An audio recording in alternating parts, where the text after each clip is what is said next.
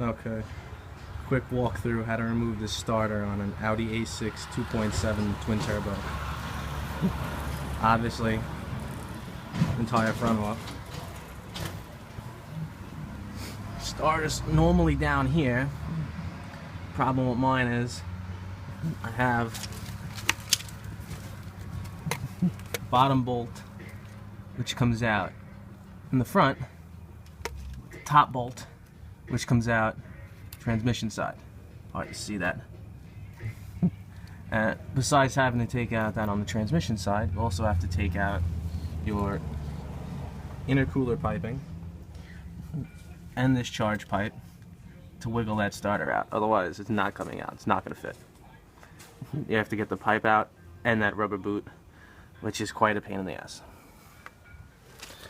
So come up under here and try to somehow get a tool in between the sway bar and the subframe to get out one of the two clamps that hold it. Can't even see it. The other one, which is a pain in the ass to get to too, you gotta go through the subframe here across to where the clamp is. I'm sure you'll be able to see it better if you have a camera in your hand. Now, to the point of getting to the bolt behind the starter, which took me 4 hours just to get it out.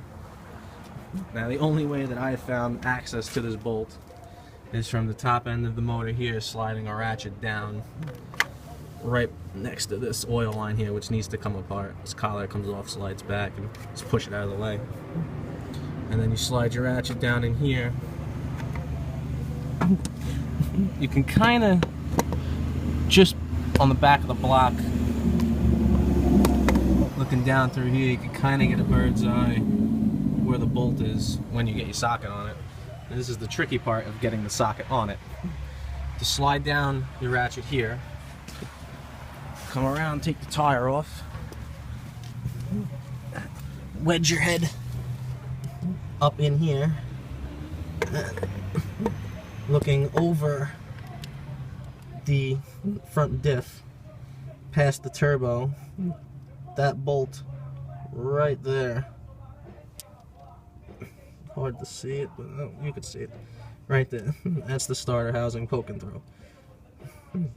Now to get that out, you have to come around here, get the socket on there, and then go back up top and ratchet it free. Now the problem with that is you can only do it with a 1/2 inch because it's in there real tight. A 3/8 will just bend, my experience so far.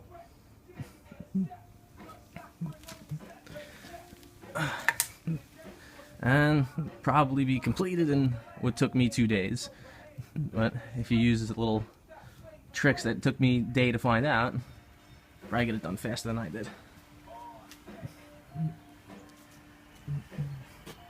Now it's just going back in with the new starter. And don't forget anything. The whole reason I took mine off, I'm sure everybody else is having this problem, as I could see. Don't use NTN pulleys, timing tensioner pulleys, for the timing belt. This is what you end up with. Almost lost my timing, grenaded my friggin' motor. This, I don't know if you could tell, is extremely loose. Bearings blow out right out of it. By Gates only or OEM.